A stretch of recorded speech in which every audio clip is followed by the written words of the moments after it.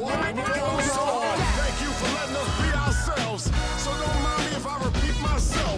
These simple rhymes be good for your health. To keep them crime rhymes on the shelf. Live, love life like you just don't care. 5,000 leaders never scared. Rain and noise is the moment they fear. Get up, still a beautiful idea. Get up, throw your hands in the air. Get up, you sure know that.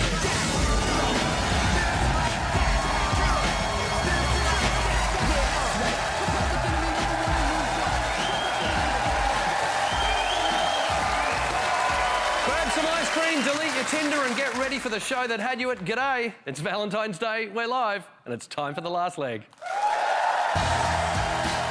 Tonight on the show, Donald Trump throws a flurry of punches. We ask whether Labor are on the ropes, and we'll see if an asteroid is about to knock our lights out. Plus, we'll be joined by comedians Nabil Abdul-Rashid and Susie Ruffle and presenter Jamie Lang on the show that sometimes gets tough with the news.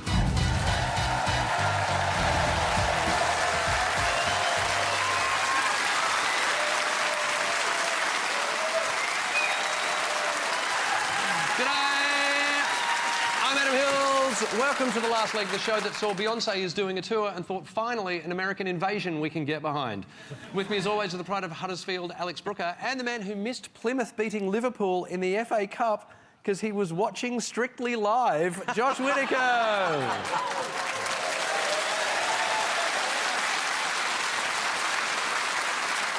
Now, that is exactly what... I was so excited for you and gutted for you at the same time, Josh. I didn't know that that had happened until I saw this video.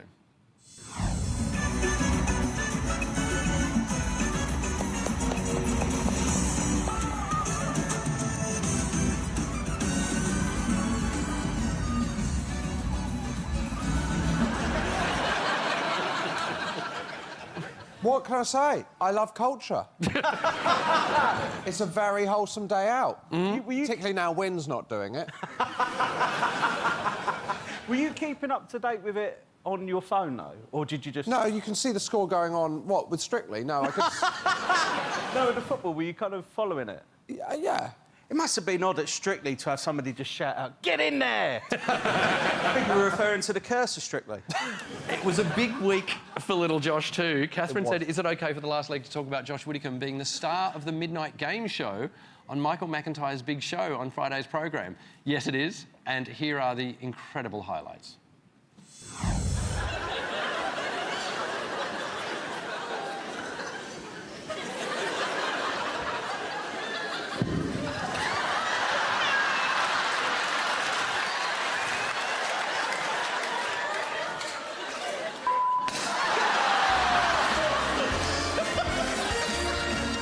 Who is this?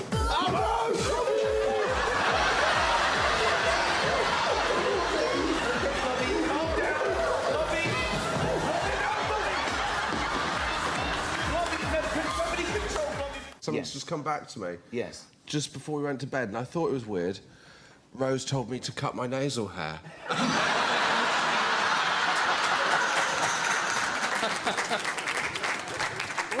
When Rose said to me that she was interested in having another man in the bedroom, I didn't realise she meant Michael McIntyre. Yeah, so I got surprised at 1 a.m. by Michael McIntyre and Mr. Blobby. Yeah. So the nose hair, is it like a... How often do you trim it? Well, just now and again when it needs trimming. I know this show isn't normally about people who've I know, got it's very things that triggering. grow too much. The big question I've got is why do you sleep like you're hiding from the monster under the bed? Can I have a look at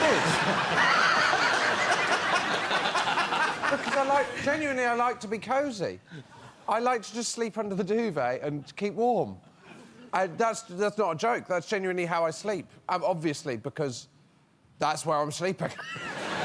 Was that your reaction to having another person in the bedroom? What? Oh, what? No, that's just how I sleep. But there's nothing wrong with sleeping like that. OK, but now there's a chance that I might get sprung on to do this show. And what if my wife turns to me one night and says, hey, do you want another person in the bedroom and a camera crew? And it turns out not to be that. But it still turns out to be Michael McIntyre. The thing is, You would, wouldn't you? You would, I mean, why wouldn't you? you know with ours, they trip over a leg first. It's in laugh. We are live on your telly right now, which means you can send us any questions you want us to ask or want to ask us about the news.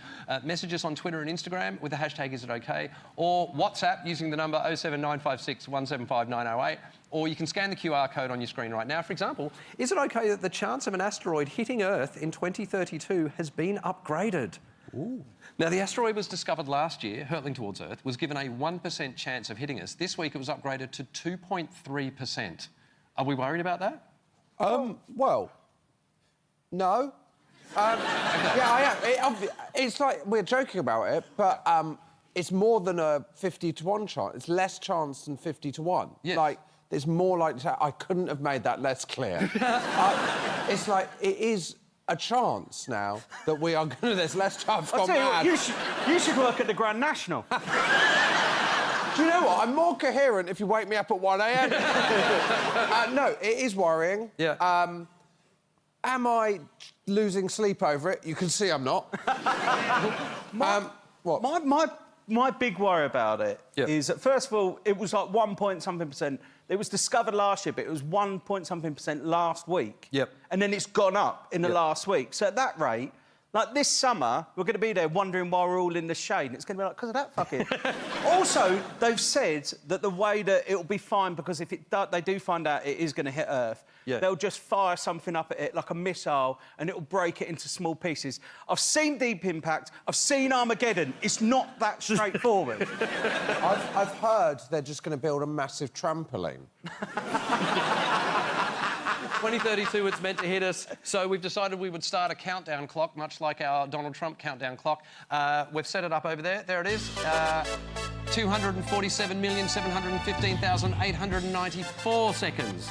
247,715,890 seconds. What do you reckon will destroy the world first, Trump or the asteroid?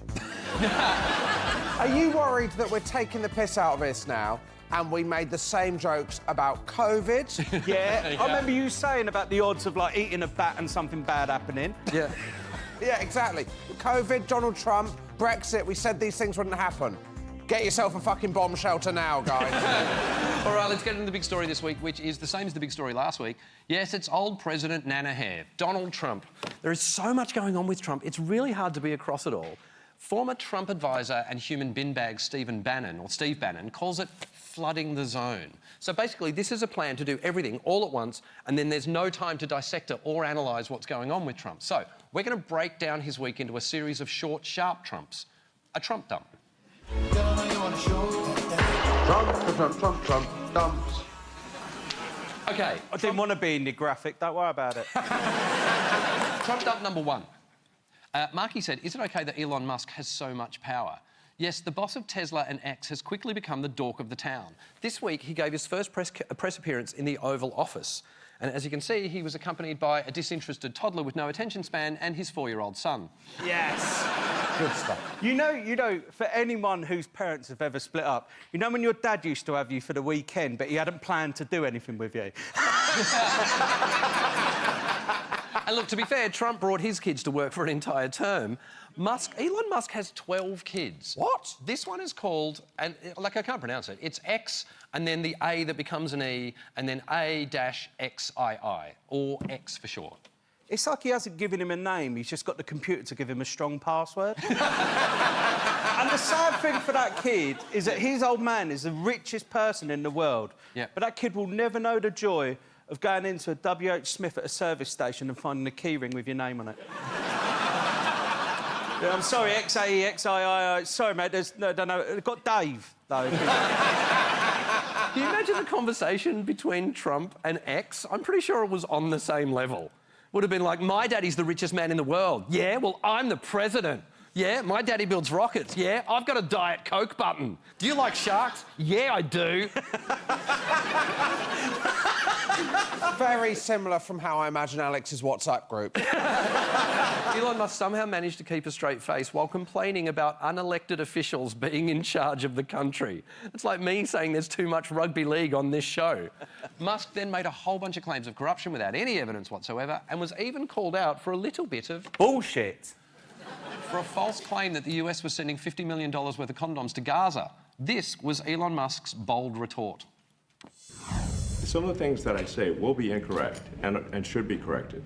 So nobody's going to bat 1,000. I mean, we will make mistakes, but we'll act quickly to correct any mistakes. Watching that, I wonder if his son is actually operating him like in Ratatouille. he didn't do the salute. You know, at the end, they put on a huge long coat and go and watch an R-rated movie. Can I just say, though, can you imagine if a woman had done that?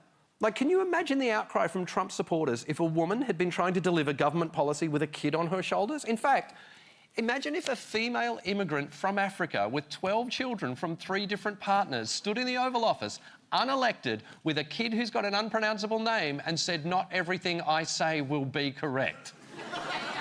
Meanwhile, Elon Musk is chipping away at the systems of government that were created to stop one person having all the power. And the irony is, this all started because 250 years ago, America didn't want to be ruled by a mad king. Look, there are judges trying to stop Trump going against the Constitution, but should we just accept that America's cooked, boys?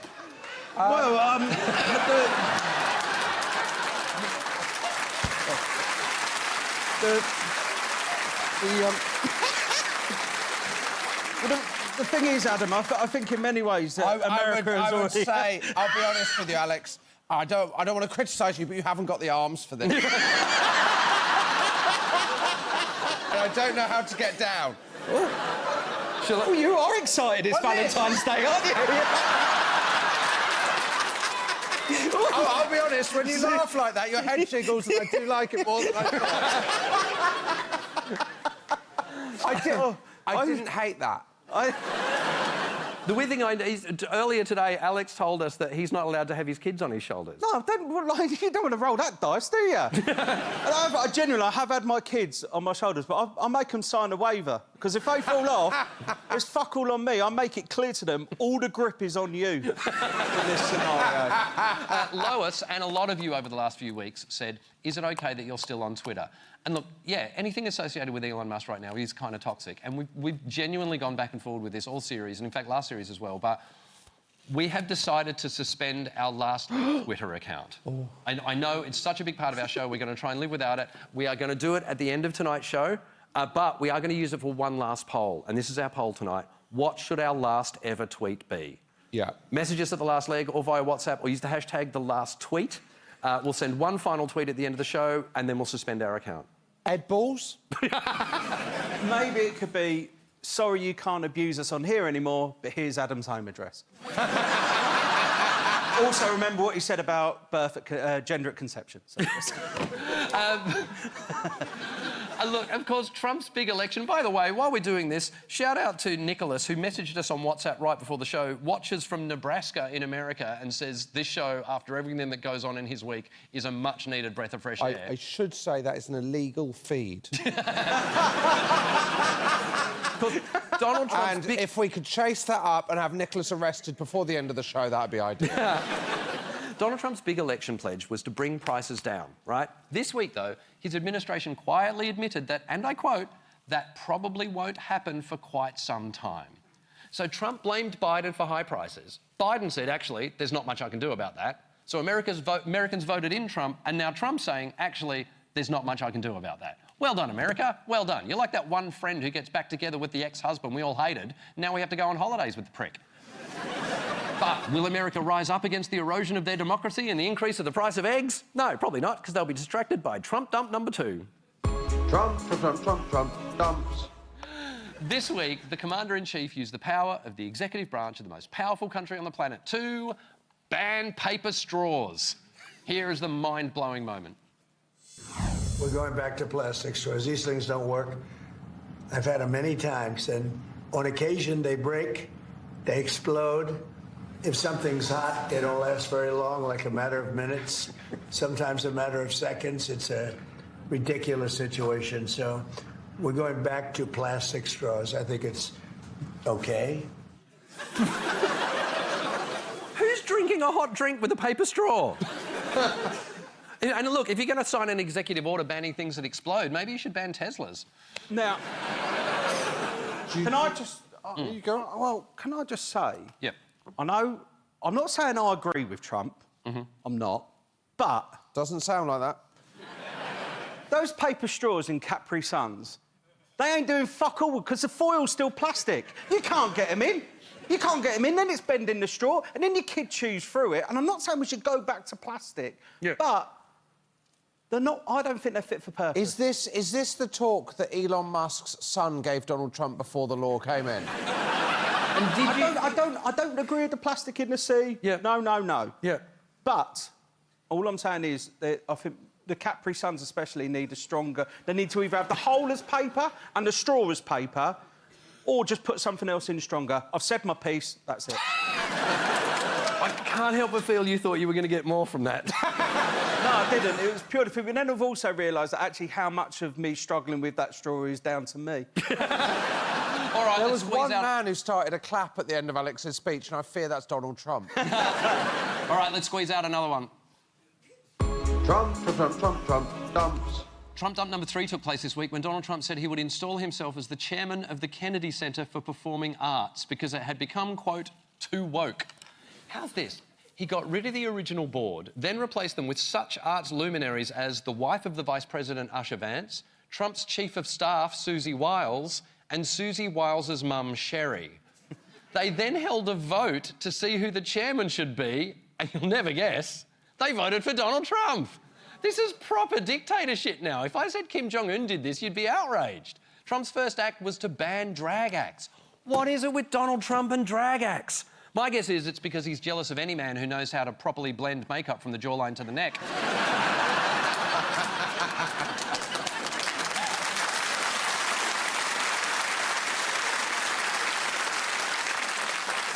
It's a weird decision, isn't it? Yep. If you're already busy as a president to basically take over running an arts centre. Yeah. If Keir Starmer said, also I'm going to run Swindon Wyvern Theatre... Yeah. All right, we got one more in the chamber. Let it rip.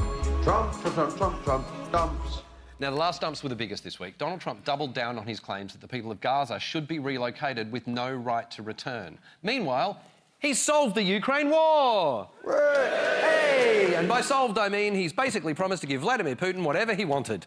For his part, Putin promised once again not to release the P-tape. Meanwhile, after Donald Trump threatened to take Greenland from Denmark, 200,000 Danes have signed a petition to buy California from Donald Trump. I know, right? Listen, we think this is a great idea, so we contacted the Great Dane herself, Sandy Toksvig, to see if she'd consider running for president of California. She not only liked the idea, she made this video. Hello, California. My name is Sandy Toksvig, and on behalf of Denmark, I would like to be your president. Now, you might be wondering what qualifies me to take over from a despot. Well, I'm not sure if you've seen my work on QI, but I do have some experience.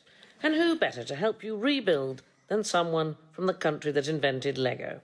I've also got plenty of experience in Hollywood after all those years working as Tom Cruise's stunt double. Plus, we've got so much in common. I left Bake Off, and you don't eat bread. So vote for me, Sandy Toksvig, and I'll make sure they're all California girls.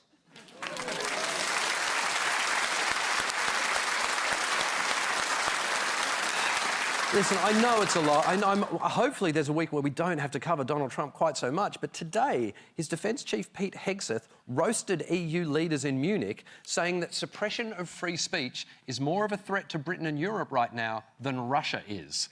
That's coming from the man whose president has banned drag queens, books he doesn't like, and the word diversity. And look, I don't know if you've seen our show over the last few weeks, but the fact we're still on air shows that freedom of speech is alive and well in Britain. This all feels like a massive reset for the world order at the moment. And look, a few years ago, we tried to make sense of it all with the train carriage analogy, but since then, things have changed a little bit. So let's check in on how that journey is going. Imagine I'm Russia, and all the other seats here have been booked by Ukraine. Now, a few years ago, I put my bag here where Crimea is supposed to sit, and then I put my feet up on the Donbass region. Ever since then, Ukraine have been kicking off, saying these are their seats. Now, there was an old American guy trying to sort it all out fairly, but he got off the train a few stops ago. And now, this guy's here, with bad hair and... Don't worry. I'd continue because this can take some Okay. Bad hair and a fake tan. Now, this new guy's... Keep going. Honestly, guy's- always body parts falling off on this show. This new guy's basically said, I can have all these seats, and Ukraine now just has to suck it up. Now, what that means is there's a Chinese guy across the aisle going, oh, we can do that? I might just put my stuff where Taiwan is. Meanwhile, this guy's about to go back to his seat, manspread into Canada, and glare at Greenland. Pretty soon, this whole carriage is going to be dominated by 3 massive assholes, and we're all just going to have to live with it. And if you think that's bad, spare a thought for the Gazans, who've been kicked off the train completely after someone shat on their seats and are now being told they have to take a replacement bus service. And that's the state of world politics.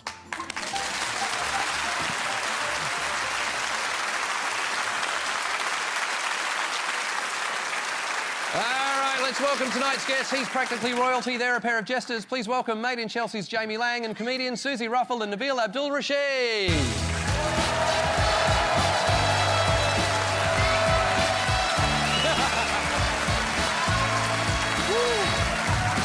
Lovely bit of work. Lovely bit of work. What's going on there, Susie? What? Bring your kid to work week. My son, I Yeah, thought I'd bring him in. lovely. Yeah. What's it called? Why?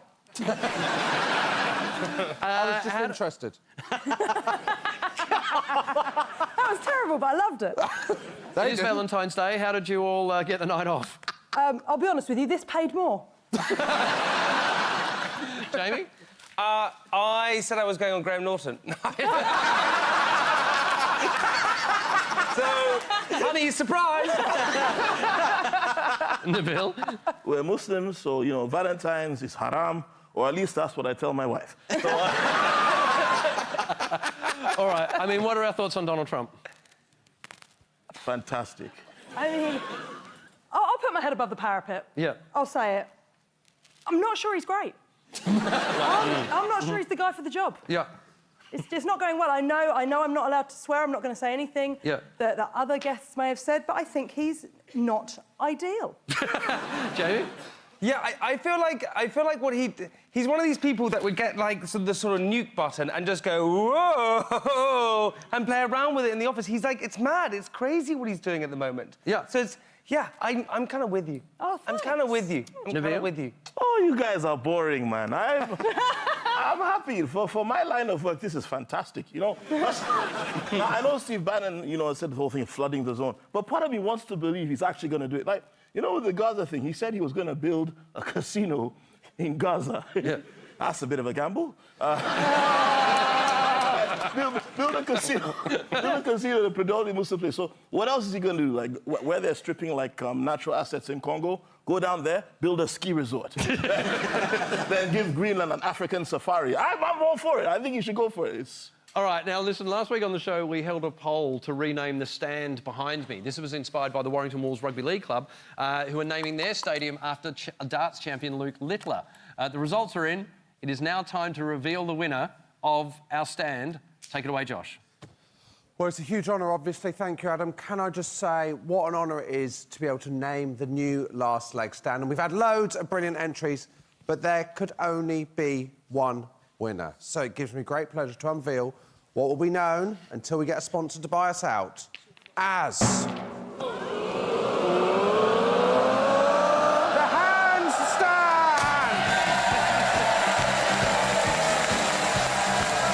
There he is.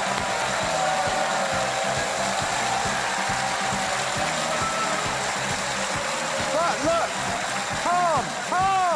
calm, because we've had so many good entries, we couldn't just use one. Alex. No, for a proper atmosphere, you need two ends going at it. So, ladies and gentlemen, welcome to...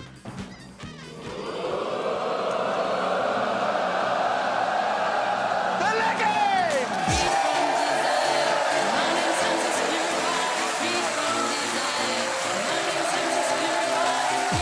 Now, the best thing is, come on the leggings! stand, calm. It's like a football stadium. Both stands have their own personality. So the handstand here, that's your family stand. That's where nerds like me and Adam go. It's where you come for your first episode of The Last Leg and you're a bit nervous. Let's get a chant going here. Last... We do... We can't even sing over here, Brooker. Yeah, we're... The leg end, it's none of that prawn sandwich bollocks. Over here, the leg end, this is where the ultras go. This is where the hardcore are. So I've got this Larry bastard next to me. Yeah. Let's have a little song from the leg end, shall we? Your shit! And you are your shit! And you are your shit! And you are your shit! And you are your shit! And you are Jesus Christ! Jesus Christ! Jesus Christ! Honestly, I'm telling you now, them sniffer dogs don't work. They don't work. Adam, you better throw to break. All right, we'll have more Last Leg for you after the break as we ask whether people have fallen out of love with Labor. Plus, we want to know what should our last tweet be. Messages via WhatsApp or on socials. Use the hashtag the last tweet. We'll send it at the end of the show, then suspend our account. See you in a little bit.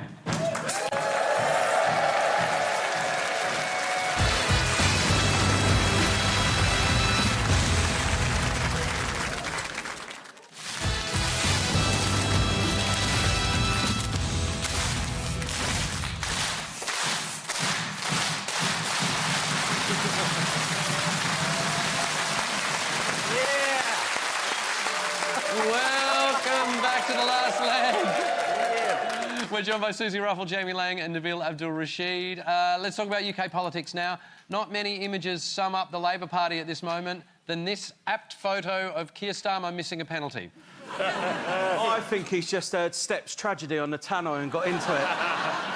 You know, whenever he misses a penalty, he reposes the cover of Born to Do It by Craig David. I feel sorry for him, though. Just a joke for Alex. Oh, come on, be fair. It must be hard to play football without a backbone. No wonder. I mean, it would have been more appropriate if he'd missed it because he was pushing too far to the right. Because in a week in which the economy grew ever so slightly and NHS waiting lists are shrinking, Rosie said, is it OK that the government are posting videos of deportations? Now, the government have taken a real photos or it didn't happen approach to border security. They released footage of people being forcibly removed from the UK.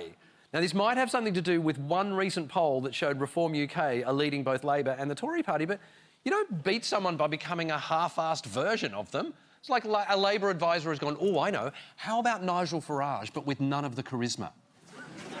Labor are in danger of becoming a Reform UK tribute act. Far right said Fred. Are you interested in my views on it? Yes. Sorry.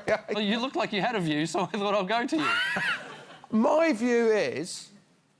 my view is... I suppose it's interesting, isn't it? Because this is what happened with the last Labour government as well, that there is this feeling that, you know, they have to look hard and right-wing, but this is kind of who they were posing as when they... I don't think this is a surprise, considering how they campaigned. I just think people always expect a Labour government to come in and maybe have lied about how right-wing they were in their campaigning. Right. And that's a genuinely honest view that isn't funny. And look, as if to echo Labor's rebrand, the plane they used to deport people had to be resprayed because it was previously used to fly children to Lapland to meet Santa. Come on! That is totally mad. But what you didn't see there is that they've just changed some of the letters round, so now it says it's the Satan Express. I just think it's too far when you're making people sit on the immigration officer's knee. It's wild how people who don't like immigrants have stolen that idea from immigrants, OK? Let me explain. Any Nigerian or person with Nigerian parents knows that we were under constant fear of being sent back to Nigeria by our parents. I'm a product of such action. And the way they would do it, it was so bad, they would trick us, right? They would make us pack our bags and tell us we were going to Disneyland or to see Santa. You'd be none the wiser till you got to the airport like, hey, why are so many Nigerians going to Disneyland? So this was before Black Panther, so we had no connection.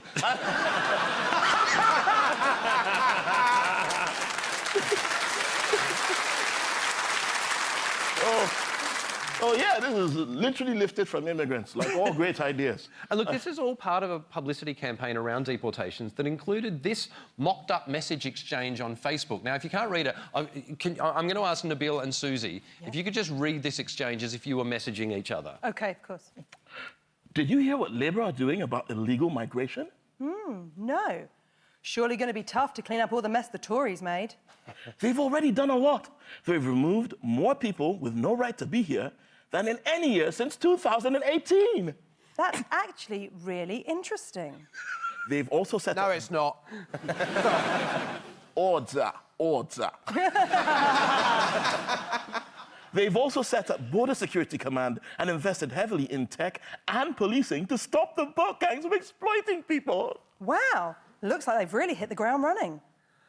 It's got all the authenticity of one of those texts that says, "Hi, Dad, I lost my phone." And I looked this up. I looked it up on Facebook to see what comments. There were comments that said, "This is so cringe. This isn't why I voted for you, and this discourages me from voting Labor at the next election." I mean, I just think they made a mistake with that. I think one little alteration, I think I would have believed that was real. If in the middle of it, one of them had sent another a video and gone, "Have a look at this," and when they pressed played, it played sex noises, they gone, "Ah, got ya." Then got back to the immigration stuff, I'd have gone, "That's completely believable." Everything about that exchange was awful. The language is stilted, the use of emojis is terrible, no one puts a full stop at the end of a message anymore. Labor are 2 days away from describing their immigration policy as skibbity riz. You had to Google Skibbity Riz, didn't you? I've got kids, I know what it is. Isn't Skibbity Riz one of your Australian characters in cartoon? It's in Neighbours.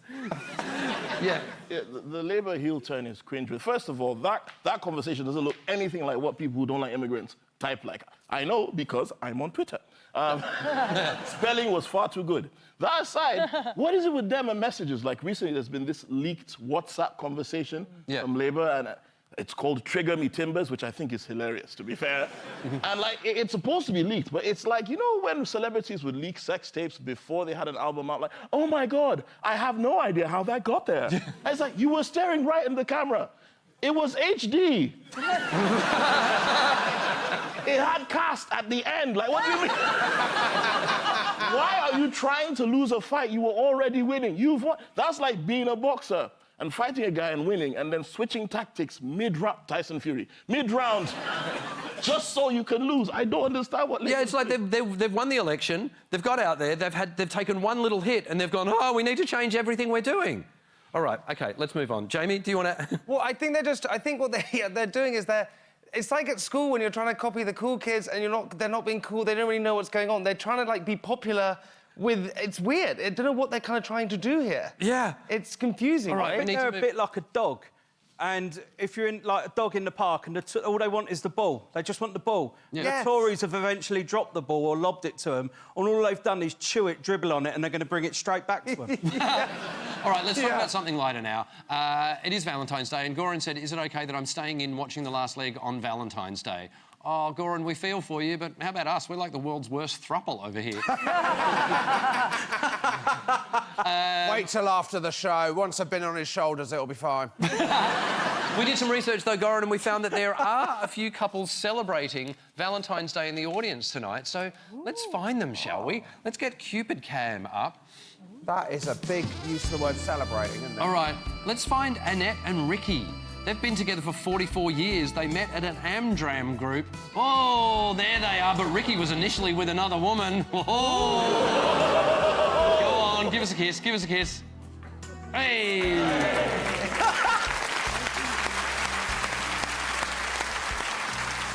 Let's find Amit and Varika. They met in 2002 and they've been married since 2003. There they are. Give us a kiss, you guys.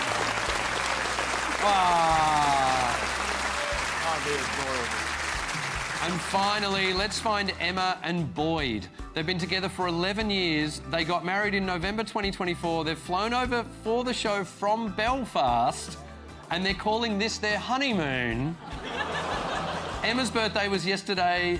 Boyd's birthday was in January. So, because this is your honeymoon, guys, we thought we'd do something special. We've set up a little table over here at the corner of the studio for you. Do you want to come down and have a romantic meal? Come on over.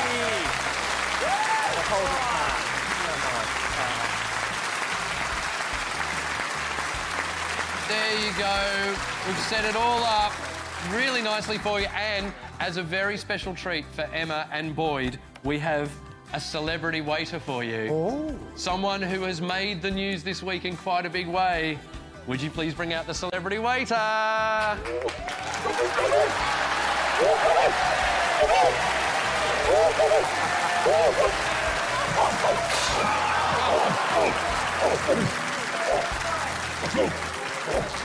Oh, Globby.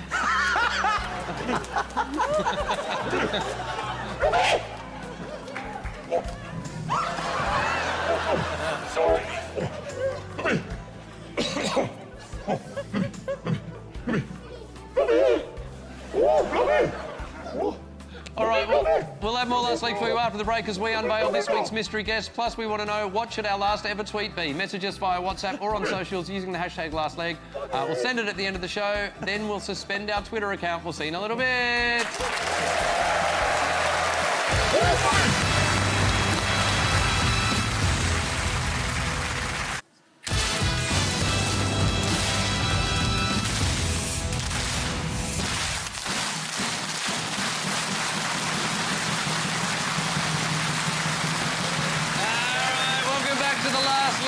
Joined by Susie Ruffle, Jamie Lang and Nabil Abdul Rashid. Now, comedian Peter Kay made the news this week, saying he had no choice but to ask security to eject 2 hecklers from his show on Saturday. They had to remove a man who shouted his catchphrase, garlic bread, before he then told them to throw out a woman who kept calling his name. All right, is this okay? I mean, I get heckled all the time. Do you? Yeah, all the time. Yeah. The guy in the audience behind you went, no, you don't. I get heckled. I got heckled at a festival once. I was at a festival and there was like this group of 15-year-olds and they said, hey, come over. They were like shouting to me, come over. And as I walked over, they went, me and Chelsea Wanker. And all I could say back to them was, where are your parents? I had no response. Why did you prove them right? Why did I didn't know what to say. I got intimidated by a group of 15-year-olds. I mean, look, I think it's all about the context. I think if someone just went garlic bread and he went right out, that's a bit shit. But if the guy's been doing it for like half an hour to the point where it's annoying all the other people around and it's ruining their night, what else can you do? Or if the guy's ordering garlic bread. Maybe it was a Deliveroo driver. Garlic bread! Who's ordered garlic bread? Nabil, Oh, yeah. I was preparing for tour, and I was doing a preview, and this lady comes with a friend. She's wearing a fur coat, and she has 4 or 5 glasses of wine. I don't know how she's able to hold them all, but she can, right? Yeah. And as the show starts, every couple of seconds she says, yeah, Croydon massive. It was an angel. It was nowhere near Croydon. I don't know. And she did it from the start of the show all the way to the middle, and eventually they come throw her out. She just stops, guys, I'm sorry, I didn't want to make this about me. You already are. But my cat died. And everyone, she starts to win everyone over. And I'm like, oh, shit, now I look horrible. But then and my uncle's got cancer, right? Now, they remove her from the room, and I turn to the audience and I say, did anyone notice something? She mentioned the cat first.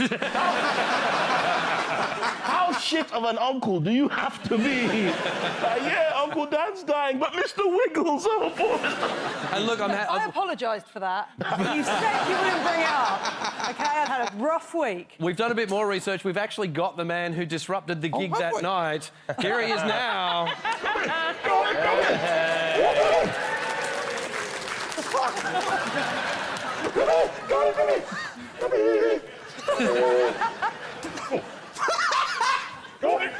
Do you want to be invited back? It's not been a great week for the Prime Minister. A turd the size of Disneyland Paris.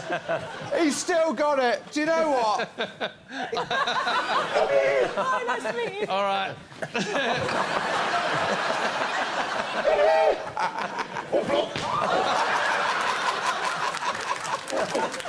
All right, it's time to bring on this week's mystery guest. Someone from the news. I think we just brought him on, Hilton. Yeah. Someone else from the news, and our guests have to try and identify them. Can we please have this week's mystery guests?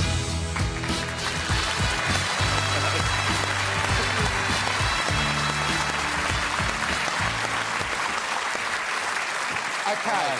Josh and Alex, who are the mystery guests? So these two have been in the news this week because he proposed to her. But the question is, in what newsworthy place was the proposal? Can we have the dramatic lighting change, please? Yes. So, did Charlie propose to Hannah in the garden waste area of the Drayton Refuse and Recycling Centre? In the bakery aisle of Reading Morrison's? Or tableside at Riley's Snooker Hall in Wallingford after beating her 3 games to 2? All right, you guys need to mull that over. What, do we guess? Not right now. You've got the ad break to choose. We'll find out who these people are after the ad break. We'll also end the show by officially suspending our Twitter account, and we'll find out what you want our last ever tweet to be. We'll see you in a little bit.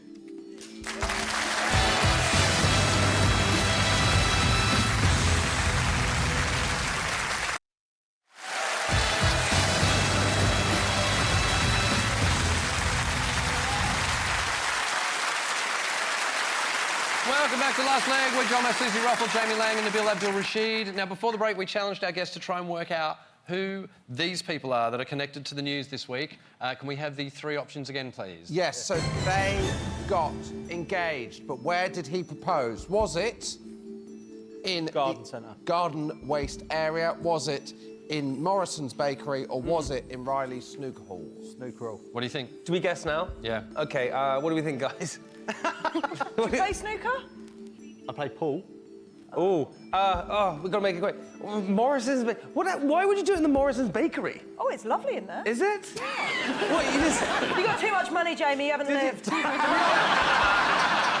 honest, I don't really know what any of those are. So... They stock your sweets. And your biscuits! OK. All right, did you get down on one knee?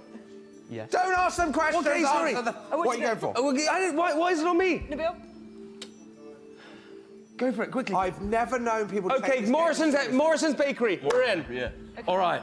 Mystery guest, can you reveal the correct answer? Tell us why you've been in the news. I proposed to Hannah in Morrison's bakery. It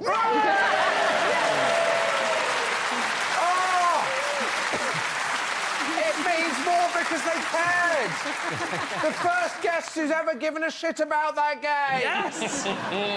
So, Charlie, how did it come about? Because it wasn't the first time you tried to propose, was it? Yeah, originally proposed in Barcelona. Yeah. And that went a bit wrong. Not enough bread. I did say yes. I did say yes. She did say yes. But... Yeah. My phone got stolen. As you proposed? Yeah. Are you filming it? Yeah, I put my phone down at the Arc de Triomphe and was over there proposing, and a thief came round and stole my phone. Did you say the Arc de Triomphe? Yeah. That's not in Barcelona. No, there is one in Barcelona. There is one in Barcelona. There is one in Barcelona. It feels like a bit of a diss on the ring if they went for the phone. And so why did you then choose, as your second choice, Morrison's Reading? It's Barcelona. Because of the security in there. So that's right. We weren't going to get robbed. Yeah, we weren't going to get robbed. We were. It was like we were approached, and it was, could we do something good for you? Could we help you out? You had a bad experience, and it all went along, and it was so funny and cheesy and brilliant, and it just all made sense. And What was sorry, cheesy? so the whole thing of just. Oh, I thought you got like a pastry or something. We got a giant cookie. We got a massive giant cookie. Sorry, cookie. So, like, there's pictures of us on the internet literally, like, scoffing this giant cookie down our neck. So Morrison's came to you and said, we want to do something nice for you. Can you propose in our aisle? Well, they just said, like, would you be willing to speak to us about it? And I said, yeah, of course. Yeah. And it's good to get a love practice that. of walking down the aisle, isn't it? There you go, yeah. Literally. All right, can you please thank our mystery guest for the night?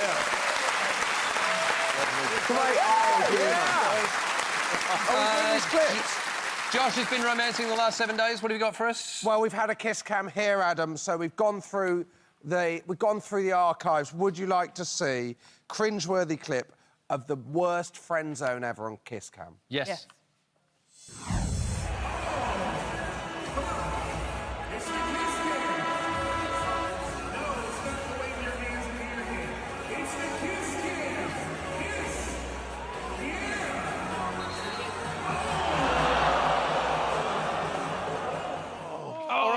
We've just got time for our poll. We asked you what our last ever tweet should be. Emma said, officially legless. We've got roses are red, disabled badges are blue, we're leaving X, Elon, fuck you. I mean, it's not bad. Michael, so long and thanks for all the fish. Sam, the last leg of legged it. I'm going to be honest, we've made an executive decision during the ad break. It's already been typed, I just have to send it. It's Randy said, this account will now be disabled. Very good. And we're out. We are out. We're going to suspend our Twitter account officially in just a second, and we're going to make X our X. But before we do, would you please thank our guests, Susie Ruffle, Jamie Lang, and Nabil Abdul-Rashid, and my co-host Josh Whitticombe and Alex Brooker. We'll be back next week with comedian Jamali Maddox, dancer Oti Mabuse, and legend Sir Lenny Henry. But right now, it's time for us to officially leave Twitter. And since Donald Trump is banning drag queens, we've invited drag legend Kitty Scott Claus to help us out. Let this one sink in, Elon.